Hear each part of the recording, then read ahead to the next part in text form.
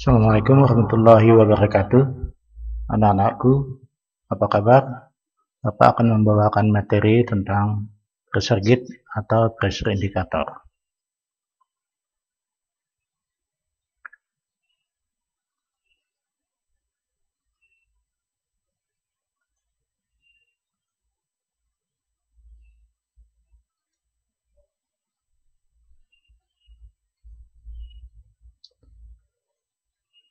Juga termasuk kalibrasinya ya.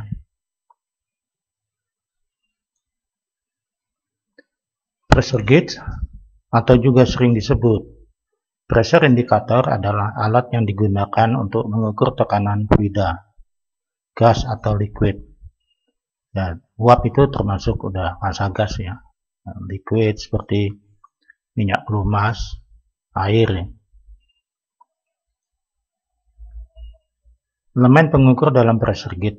Elemen itu adalah yang merasakan tekanannya ya. Nah, ini adalah bagian daripada pressure gauge yang merasakan tekanannya. Ada Bourdon tube. Bourdon tube adalah tabung dengan ujung tertutup yang apabila diberikan tekanan, bentuknya akan meregang sesuai besarnya tekanan yang diberikan, serta dapat kembali ke bentuk semula. Terdapat beberapa bentuk Bourdon tube. Jadi bentuknya C, kalau dia itu diberi tekanan maka akan mengembang. Kalau tekanannya diturunkan ya berarti dia akan menggerak kembali. Nah, gerakan ini nanti yang dihubungkan dengan suatu mekanik ke pointer jarum pressure gauge. Bentuk-bentuknya yang Bourdon tube ada bentuk C, bentuk spiral, dan bentuk helix.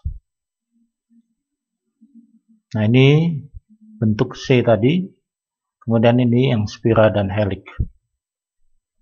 Ini ya kalau dari luarnya sama saja terlihatnya, tapi kalau dibuka dalamnya ya tadi ada 3 macam tadi.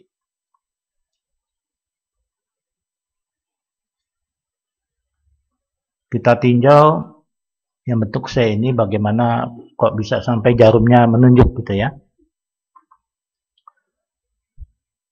Jadi mula-mula tekanan yang dideteksi masuk ke sini ya, saluran sini, ini connectionnya atau pressure inlet. Nanti masuk, dia kalau dia bertekanan dia akan dirasakan oleh Bourdon tube ini dan dia akan mengembang. Kalau tekanan diturunkan maka dia akan menyusut, akan menggerak. Nah, hal ini nanti akan merubah atau menggerakkan batang ini ya. Nah, batang ini ada engsel, ada sektor gear, ya gear lah ya. Jadi kalau naik turun nanti akan ujung-ujungnya menggerakkan gear ini. Kemudian di sisi pointernya sendiri dia punya gear juga namanya pinion gear. Sehingga kalau gear ini bergerak, nah dia akan memutar juga pinion gear. Katakanlah kalau dia menerima tekanan maka akan mengembang, maka ini akan ke arah atas ya, akan naik. Nah, karena sini ada engsel, ini ada engsel lagi yang difikskan pada satu posisi tertentu, kemudian ini akan bergerak ke bawah gear. Gerak ke bawah sehingga yang pinion gear tadi akan memutar ke arah kanan. Nah, jarumnya pun ikut ke kanan. Karena ini adalah skala ya, skala penunjukan tadi 0 kilo, 2 kilo, 4 kilo, 6 kilo dan selanjutnya. Demikianlah kerjanya pressure gauge, bagaimana PI-nya bisa menunjuk.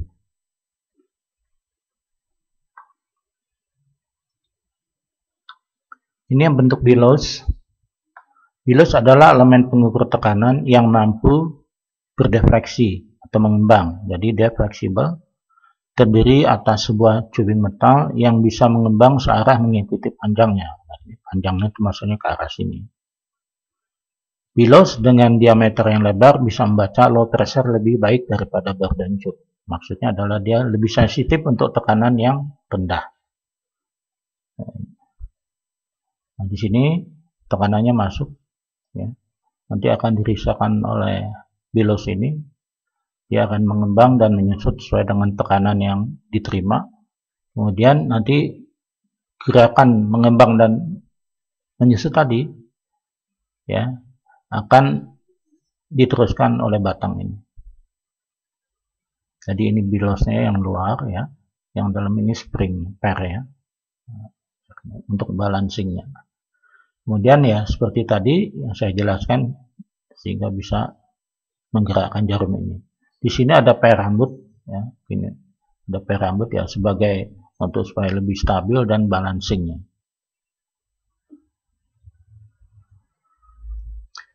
Bentuk lain adalah diaphragm. Diaphragm ya, ini dia diaphragm semacam lapisan tipis ya dari logam tipis, tapi dibuat konturnya tertentu sehingga dia fleksibel. Nanti dia dipasang di tengah ini nanti dikunci, ditutup oleh flange ini ya, di upper housing, lower housing, kemudian ini masuk sini. Nanti di dalamnya ini ada minyaknya ya, diisi minyak gliserin. Nah, kemudian di sini nanti ada bordernya lagi, sehingga nanti bisa menggerakkan jarumnya. Ya ini dipasang pada untuk mengukur media-media atau fluida-fluida yang korosif. Ya. Kemudian ini yang kapsul, model kapsul. Kapsul tersusun atas dua buah diaphragm yang dilas bersama-sama di sekitar lingkarannya. Sensitivitas kapsul meningkat proporsional dengan diameternya yang pada umumnya berdiameter secara konvensional bervariasi antara 25 sampai 150 mm. Jadi prinsip gerakannya sama seperti tadi ya. Nah, ini kapsul ini yang merasakan tekanan karena disinilah masuknya udaranya, media yang diukur tekanannya.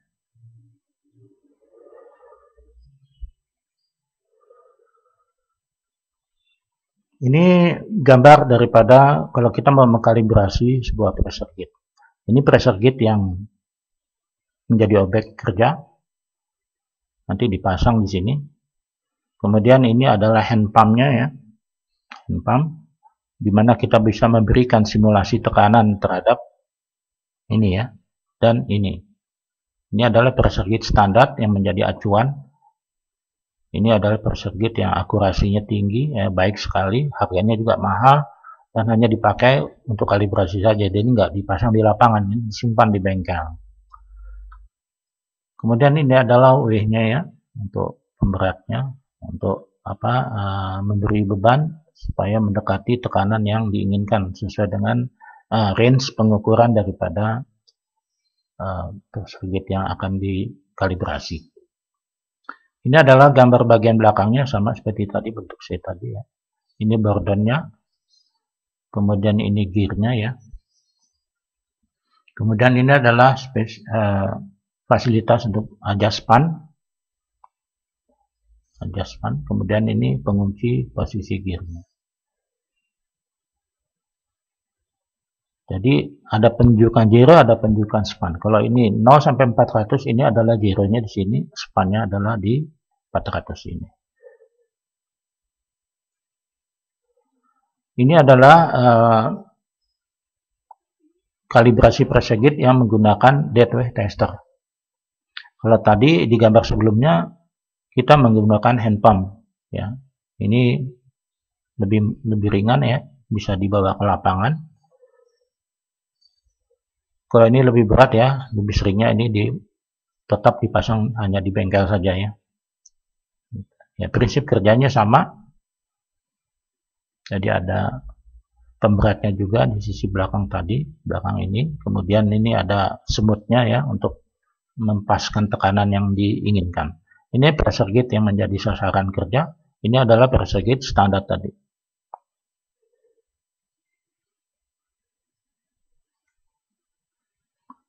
Kalau kita mengkalibrasi berarti kita harus menyiapkan, selain kalian harus menggunakan APD lengkap seperti ini, juga harus menyiapkan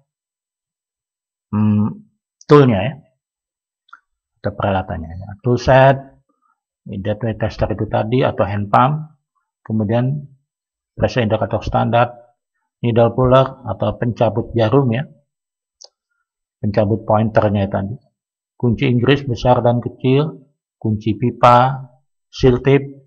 Ini adalah untuk ngesil atau merapatkan konektor tubing, nanti kita menggunakan tubing plastik, kain pembersih, majun, penetran ya.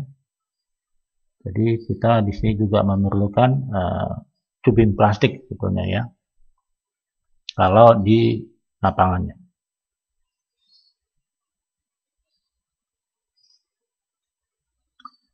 Nah, ini peralatan digunakan seperti ini yang saya ceritakan tadi. Jadi kalian bisa lihat disusun dengan rapih ya. Karena kalau disusun dengan rapi kerjanya juga enak, bisa aman, bisa nyaman. Jadi nanti kalau kalian kerja di lapangan ya kerapihan dan kebersihan harus diutamakan.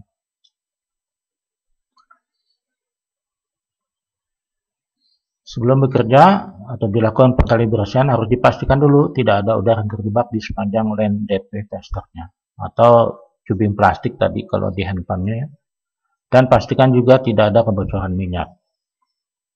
Kalau ada udara yang terjebak nanti hasil kalibrasinya jadi tidak betul ya, tidak akurat karena udara itu sifatnya kompresibel ya, itu jadi tekanan yang dirasakan nanti tidak sesungguhnya. Dan juga nggak boleh ada kebocoran minyak. Kalau ada kebocoran minyak ya juga sama ya, tekanan yang diinginkan nggak dapat nanti.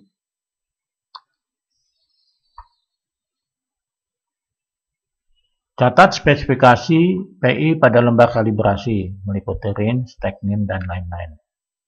Range-nya tadi misalnya tadi 0 sampai 400 itu nanti dicantumkan di lembar kalibrasi. Pasang pressure indicator beserta pressure indicator standarnya pada DWH tester. Pastikan sudah diberi seal tip tadi untuk supaya nggak bocor ya.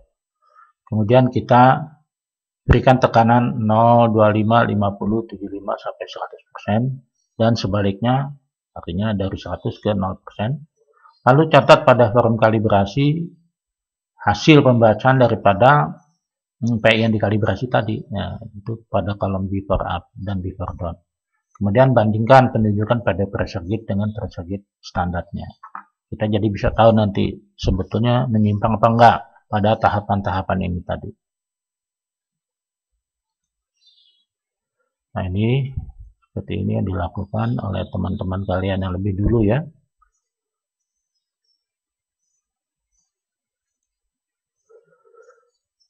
Kalibrasi. Beri injeksi tekanan sesuai nilai 0. Tadi kan 0 ya, kalau 0 berarti nggak diberi tekanan, itu atmosfer saja.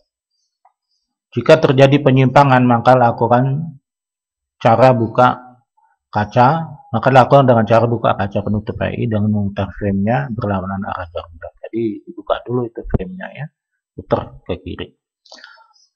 Lepas jarum penunjuk PI pada pinion dengan needle puller atau pencabut jarum. Pasang kembali dengan memposisikan jarum penunjuk pada pinion tepat pada angka sesuai nilai 0, misalnya 0 kg per cm persegi. Beri injeksi tekanan sesuai nilai span. Jika terjadi penyimpangan, lakukan dengan cara menggeser span adjust sampai jarum penunjuk nilai span, misalnya 400 kg per cm persegi. Tadi di gambar bagian dalam, kalian sudah saya tunjukkan, di situ ada fasilitas untuk adjust span. Kita pakai obeng minus. Kemudian sudah zeronya oke, spannya oke, kita cek linearitasnya. Beri kembali tekanan 0 sampai 100 dengan tahapan ini. Dan sebaliknya, lalu catat pada forum kalibrasi kolom after up dan after down. Dan bandingkan penunjukan pada pressure gauge dengan pressure gauge standarnya. Jadi kita kenapa kok ada up, ada down ya? Kita ingin tahu linearitasnya. Pada saat kita ingin tahu hysteresisnya ya. Apakah sama dari bawah ke atas dan dari atas ke bawah. Karena kalau itu nggak sama, ya itu ada indikasi ada kerusakan pada mekanismenya. Misalnya pada gearnya ada yang aus, ya, atau ada spring rambutnya. Ya. Lakukan perbaikan atau penggantian jika penunjukan PI menyimpang jauh. Kemudian lepas PI dan dari gateway tester. Nah ini dilakukan. Nah ini saat cabutan dengan needle puller tadi ya, waktu dia melakukan pemeriksaan zero. Nah ini disesuaikan pada titik nolnya, pada angka 0 nilai zero. Nah ini adalah untuk pemeriksaan linearitasnya. Tahapan-tahapan tadi ya. Ini adalah jika mengalami permasalahan penyebabnya apa dan solusinya seperti apa. Misalnya di sini penunjukan selalu pada nilai maksimum atau minimum. Nah, ini penyebabnya barodon cup kotor sehingga suplai minyak tidak lancar. Maka itu dibersihkan, disemprot dengan tekanan udara ya. Udara instrumen ini 1,6 sampai 2 kg ya. Berarti ini diturunkan dulu dengan regulator. Kemudian range indikator terlalu sempit. Penyebabnya posisikan gear pada nilai minimum. Nah, kemudian kendorkan baut pengunci posisi gear. Beri injeksi tekanan 0 dan posisikan pada nilai 0%, lalu kencangkan lagi. Jadi bisa jadi gearnya itu tadi mungkin menggeser. Sehingga makanya kenapa kok ini posisikan gear pada nilai minimum. Kita harus posisikan kembali ke 0. Kemudian tidak linear. Posisi sub untuk jarum tidak center. Luruskan dengan tang kombinasi. Ketelitian barodon cup sudah tidak standar ya. Ganti barodonnya karena barodonnya biasanya keelastisannya sudah jelek ya, udah nggak bisa lagi ya, harus diganti baru. Namanya sudah kaku dia. Ini adalah forum kalibrasinya ya. Jadi ini adalah untuk mencantumkan spesifikasinya itu. Kemudian ini kita lihat dibesarkan ya. Nah ini adalah kita cantumkan dulu sesuai dengan range tadi. Kita tahapan-tahapan 0, 25 sampai 100% tadi harusnya berapa. Itu bisa kita hitung ya dengan interpolasi. Kemudian ini adalah inputnya. Sesuai dengan tahapan itu tadi. Ini adalah hasil pembacaan before-nya tadi. Jadi kondisi sebelum di adjust zero dan adjust one. Ternyata banyak penyimpangan ya. Sehingga dilakukanlah adjust zero tadi sama adjust span ya. Ini spannya aja menyimpang nih ya. Ini zeronya sama ya, tapi spannya menyimpang. Kemudian diatur, di-adjust tadi sesuai petunjuk tadi. Kemudian baru dilakukan linearitas dan histeresis. Sekian, terima kasih.